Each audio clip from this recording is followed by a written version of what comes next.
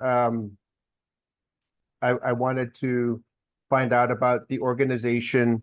It's the Women's March Foundation, right? Women's March Correct. Foundation? Okay. And it's a national organization.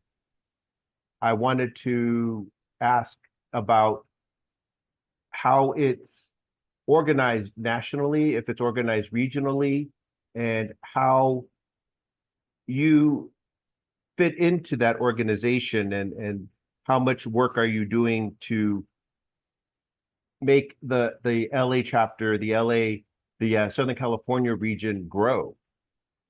Right. So I'm the president and founder of Women's March Foundation. Women's March Foundation is started in the late 2016, right after President Trump was elected, and we decided to organize a march that we took place in 2017, and we are based out of Los Angeles. I understood at the time that we needed to continue to organize beyond the one-day march. We are part of that big movement. The organization that is considered the national arm of all of this is Women's March, Inc. And we Mhm. collaborate, we work together as much as possible across the country. I am president of Women's March Foundation. We have chapters within chapters. We've Mhm. got, if someone wants to organize, we will help them organize. Our whole goal and mission is to make sure that women's issues are at the forefront, that we advocate, that there's advocacy for women Mhm. beyond the one-day march, and that we continue to speak on women's equality, women's equity Yes. Right. around all of the issues. And the realistic part is that every issue is a woman's issue. And most people don't think about that. But after the fall of Roe, June 24th, 2022, we know that it is even more imperative to continue to talk on why women are not equal, and now even less closer to Yes. Yes. equal is where we're at. Right. So the fall rule meant that we no longer that there's no longer federal right to abortion access in each state. Yeah. And so Women's March Foundation really needed to speak on that and continue to advocate for that. Yes, we are based in California, but from here, we were one of the first states to enshrine abortion rights Mhm. Mhm. post the fall of Roe. So we make sure that we continue to speak on it, to advocate for it, and especially when we say that now this right is left up to the states and is no longer left to the federal government, right? Right. With all of it. So then it is imperative that from California to DC, that all women continue to advocate for reproductive rights across the country. But not only that, just because we have it in California doesn't mean that we don't also help our sisters fight for that same right in different states. We've Okay. done it successfully in Kansas, we've done it successfully in Oklahoma, and we will continue to do so. Okay. Let me ask a couple questions because I want to get a little more specific about the goals of the organization. Um, Recently, this was just a couple weeks ago. Your organization led a rally in Los Angeles. You went down to City Hall. Was it City Hall or City Hall, to City City Hall. Hall? Mhm.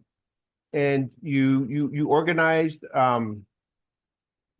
a group to bring awareness to the number one, the overturning of Roe versus Wade, but more importantly, to bring attention to, like you said, the fight for women's rights and the fight for human rights, which is essentially what this is all about too. Can you give me a little more details about what that rally was about, and was it So I'm was gonna it was I'm was, gonna was it turn out the way you wanted? Okay, but I'm go going ahead. to pull it back a little bit. It Okay, wasn't a rally, it was a press conference. So press we conference. Okay, organized a press conference to make sure that we commemorated the day, right? The press conference okay, was really to raise awareness, mobilize support, and continue to demand action from our elected officials, but more than that, to mobilize voters. The current situation is that women are in danger across the country with little to no access to reproductive rights. And so it was a press conference, but it was a call to action across the country. It wasn't just in LA. There were plenty of actions organized on that same date in different states, from Colorado to Illinois to New York to definitely Texas and Austin.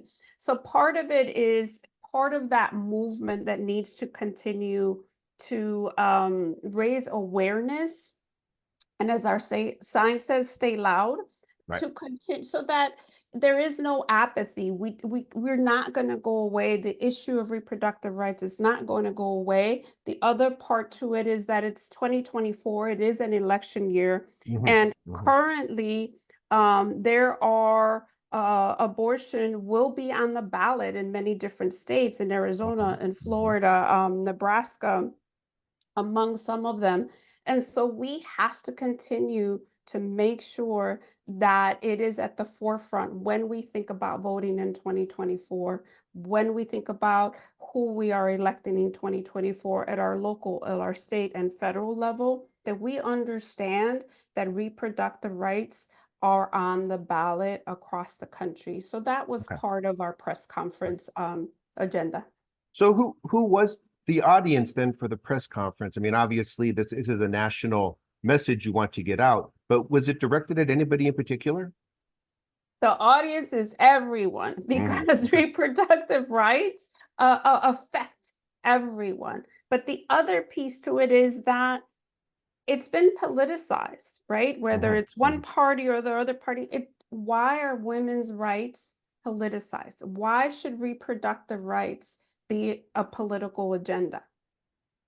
Got it. Other thing I wanted to ask you too is because I don't have a feel for how much this movement has grown, and it's been around for 8 years now, 7, 8 years. How have you seen it grown, and is it going in the direction that you want it to? It's grown in a different way, right? So what folks usually want us to do is to replicate what we did in 2017, which was the largest protest in history. We're beyond just protesting. We are now working into advocacy. We are now working into electing women into office. We are now working into, honestly, saving democracy more than anything. So it's grown in different directions. And as a grassroots movement, we take into consideration what each of the members would like to work on, right? So at this point, we are all really coalescing and making sure that reproductive rights are protected across the country, going state by state, making sure it's on the ballot, and making sure supporters go out and mobilize on the issue. So it's grown in different formats. And I think it's going to continue to grow. The issue of reproductive rights is not going to go away. It is the fall of one of the first rights that I've grown up with in my lifetime, from voting rights to now losing reproductive rights. We think it's critical that we continue to mobilize on the issue. Okay. So since the press conference that you had, it's been a couple of weeks removed from that. What has been the reaction that you've seen, and did you accomplish any of your goals? Our goal is to continue to advocate and mobilize and stay loud on the issue. Absolutely, yes. Okay. And then to kind of further that, obviously you want to keep the momentum going, keep the attention on these issues. What is in the future for the organization? What have you got planned, and where do you want to spread your message to next? So if you go to our website, womensmarchfoundation.org, you will be able to see other actions that we continue to engage in advocacy, from equal pay to childcare. We're currently working on a Feminist Street initiative, which is our third year, I believe. And what we work on is naming streets after women across the country, from Missouri to New York to California, because women have always been powerful, but we've been invisible. Um, as you know, most streets are named after politicians or folks that have served office, and women, unfortunately, have not been at the seats of power for too long. So we are invisible in terms of streets. So we've launched Feminist Street Initiative. We're currently working on RBG in New York. We are working on a Dolores Huerta Street in Los Angeles. Yes, I've heard that. Yeah. Among other streets, we've gotten a square named after her. So we do have advocacy campaigns. We do engage voters. We also have a program called Digital Divas, which is led by volunteers that fights misinformation on social media. So we do tend to be busy. It sounds like it. It sounds like it. And I, I, I don't think there would ever be, you'd ever run out of projects to work on. So, I mean, that's good and bad because there's a lot of work to be done, but it's all important work, right? Absolutely. And it's also a slow build. I mean, we understand that it will take longer than we plan to get to equal, right? So now we've been sort of set back decades by the Supreme Court ruling. So Right, we right. must continue to advocate, and we understand that it takes time to really see the change that we want to see, but it also takes work. And so we've rolled up our sleeves and continue to do the everyday work in the effort to get to equal. Got it. Okay. And I don't have really any more questions, but I wanted to ask you if there is any personal relationship you have to this movement. Is there any reason why this movement became important to you, aside from being a woman and advocating for women's rights? Is there any other reason for it?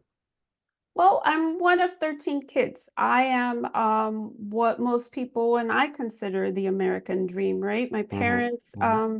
came to the United States and truly, truly always believed that America is the greatest country. And so it is my part to help democracy to do that, but also not only because I'm a woman, because I think the world is better with when women are equal. The Oh, other piece is that when you look at history and you look at when democracies fail and there is no democracy, it fails women first. And that's personal to me. I want to make sure that my kids, which I have two boys, that they mhm. also grow up with a future that makes sure that women are equal in the eyes of the law, right? So I think that that's my biggest issue, and it's personal for me because I always thought I was equal. It wasn't until Right, right. all of this comes down, and again, the first one of the first rights to be struck down in my lifetime, which I never thought would happen. um I needed to make sure that I was in this fight for the generations to come. Got it. And I guess just to wrap up, how long do you think you will be involved in this organization? Is this a lifetime commitment for you, or do you see a way out? It's a lifetime commitment. It's a lifetime commitment. The reason for that is because we've been set back decades. We Mhm. have. And so it's a lifetime commitment. And again, it is for the future generations. They should not get less rights than what I grew up with or what you grew up with. Right, I Our know. goal is to improve, not regress. And so it's a lifetime. Got And I think that most feminists and activists out there will tell you that this is the issue of our lifetime. All issues are women's issues. exactly. Okay.